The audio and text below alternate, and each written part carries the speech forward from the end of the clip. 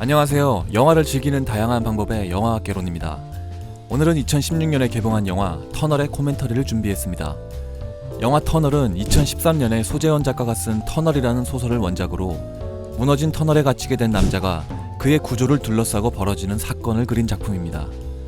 원작인 소재원 작가의 소설에서는 주인공 이정수의 상황은 잠깐 나오다가 후반부에는 비중이 사라지게 되지만 영화 터널에서는 관객의 몰입감을 위해 주인공 이정수의 생존기에 포커스를 맞추어 각색되었으며 인물의 관계도 또한 추가하여 더욱 풍성해졌습니다. 물론 소설과 영화는 다른 결말의 방향성을 가지고 있습니다. 소설과 영화를 비교해보시거나 이 코멘터리를 보시고 영화를 다시 한번 보시는 것도 색다른 재미를 주는 것 같습니다. 그럼 연출과 디테일, 그리고 캐릭터와 연기, 그 외의 이야기 순으로 코멘터리를 즐겨보겠습니다. 우선 이 영화는 감독의 배려로 배우가 몰입할 수 있게 영화의 극중 시간 순서대로 찍게 되었습니다. 먼저 영화의 인트로입니다. 김성훈 감독의 전작 끝까지 간다처럼 어두운 스크린 바깥에서 흙을 헤칠 때마다 틈틈이 빛이 비치게 되며 출연진, 제작진, 그리고 마지막으로 타이틀이 오르는 장면으로 시작하게 됩니다. 이렇게 흐르는 물은 주인공 이정수가 버리는 물로서 싱크대 밑에서 하수구를 바라보는 장면입니다. 영화의 초반부 주유소 씬에서는 감독이 곧 터널에 갇히게 되어 주인공에게 박탈된 세 가지가 모두 담겨있는 뜻깊은 씬이라 밝혔습니다. 주유소 뒤편의 배경에 추수를 앞둔 벼들은 주인공의 식량을 상징하고 그가 씻으며 낭비하듯 흘려보낸 물은 식수를, 주인공을 비추는 파란 하늘의 햇빛은 그가 꼭 보고 싶었던 빛이 되죠. 주인공 이정수가 갇히는 터널은 강원도 영월에서 촬영했습니다. 원래 감독은 이곳에서 모든 촬영을 하려고 했으나 교통을 막고 진행하는 것이 불가능하여 운전하는 장면과 불이 꺼지는 장면, 그리고 터널이 무너져 내리는 장면만 영월의 터널에서 촬영하고 CG로 효과를 주었습니다. 나머지 촬영은 옥천의 폐터널과 안성 디마세트장으로 옮겨 촬영하였습니다. 영화에서 주인공 이정수가 무너진 터널에 갇히고 나서 정신을 차리기까지 약 27초의 암전이 계속됩니다. 감독은 이 사이에 관객들이 영사사고로 생각하여 극장을 나갈까봐 걱정했다고 합니다. 감독은 터널에 갇힌 차와 주인공의 상황들을 블루스크린 앞에 배우를 두고 촬영할 것인가, 아니면 미술과 세트의 도움으로 불편하더라도 실제 상황처럼 배우에게 실제감을 줄 것인가 고민했습니다. 그리고 후자가 연기에 도움이 될 거라 판단하여 최대한 실제 모습으로 환경을 조성하였습니다. 하정우 배우 또한 갇혀버린 차 안에서의 답답함이라든지 차 안에 가득한 먼지들, 그리고 쓸려 나온 토사의 흙냄새 등에서 실제감을 느끼는 데 도움이 됐다고 합니다. 촬영 중간중간에도 최대한 그 차 안에서 대기하며 극중 주인공의 정서를 찾기 위해 노력했습니다.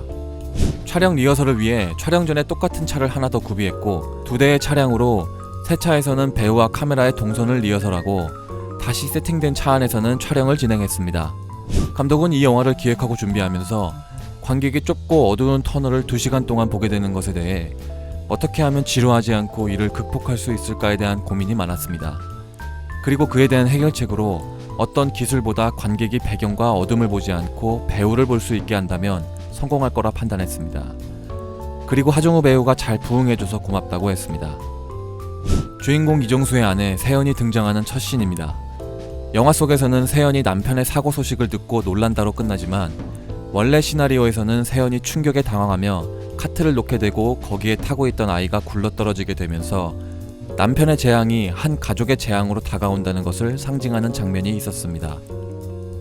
촬영까지 했으나 그 장면이 너무 압도적인 느낌이라 관객들이 그 장면으로 하여금 터널에 갇힌 주인공의 이야기를 까먹게 할 우려가 있어서 개봉할 땐 삭제되었습니다. 영화에서 CG 처리된 장면들입니다. 안전상의 이유로 가로등 대신 CG 처리하였습니다. 강아지 소변 줄기는 CG 처리하였습니다. 터널을 수색하는 드론 장면은 3분의 1은 실제, 나머지는 CG 처리입니다. 이것 또한 CG 처리하였습니다. 안전상의 이유로 차 내부의 먼지는 미숫가루와 콩가루, 그리고 메밀가루 등을 섞어 촬영했습니다. 이 장면에서부터 주인공은 비관 대신 자신이 구출될 것이라는 긍정적인 믿음으로 이 상황을 즐기게 되는 씬입니다. 하정우 배우도 이 장면에서부터 그 안에서 하나하나 발견하고 생존해가는 재미가 있었다고 합니다. 감독은 아이러니하게도 정수가 발견하는 것들이 모두 먹지 말라는 것이어서 그 상황이 슬프고 웃긴 우도가 관객들에게 전달되었으면 한다고 했습니다. 축구공 설정은 캐스터 어웨이의 윌슨을 연상시킨다는 말이 있었습니다.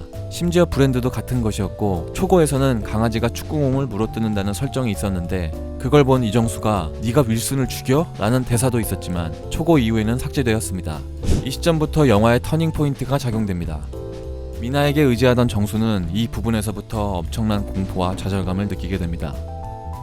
영화에서 강아지와 아이가 나오는 씬은 컨트롤하기가 어려운 부분이 많기 때문에 촬영하기 힘든 부분이 많습니다. 하지만 기적처럼 얻어걸리는 장면도 있습니다. 정수와 강아지가 차 안에서 연기하는 부분에서 원래 대본에는 강아지가 대드는 설정이 없었습니다.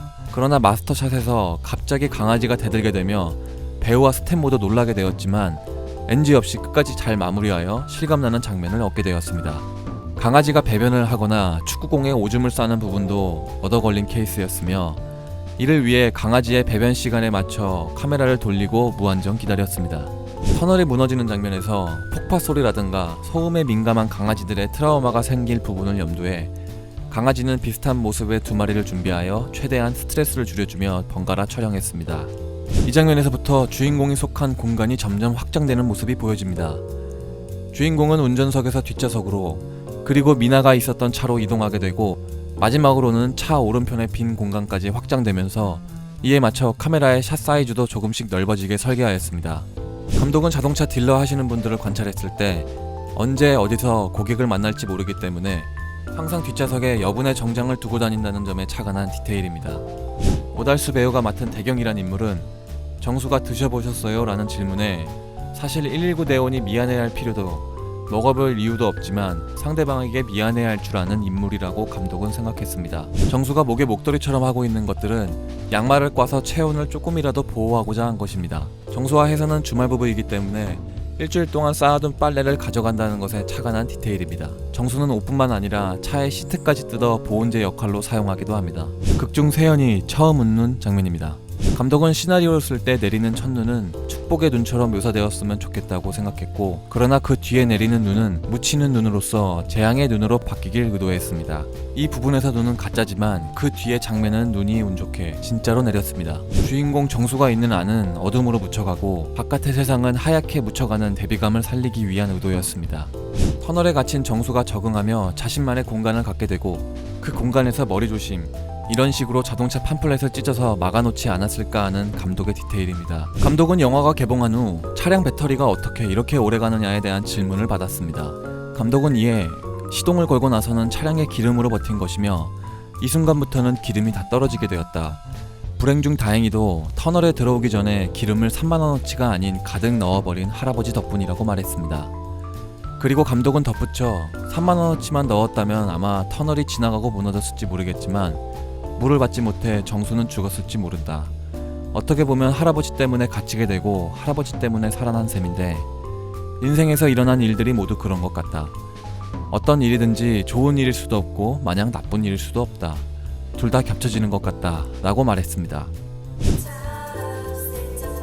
이 노래에 대해서는 호불호가 있었습니다.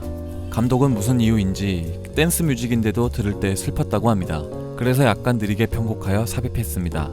이 장면에서는 극중에서 가장 아프고 약자인 두 사람이 만나 서로 죄가 없는데도 충돌할 수밖에 없는 현실을 보여주는 슬픈 장면이라고 감독은 밝혔습니다.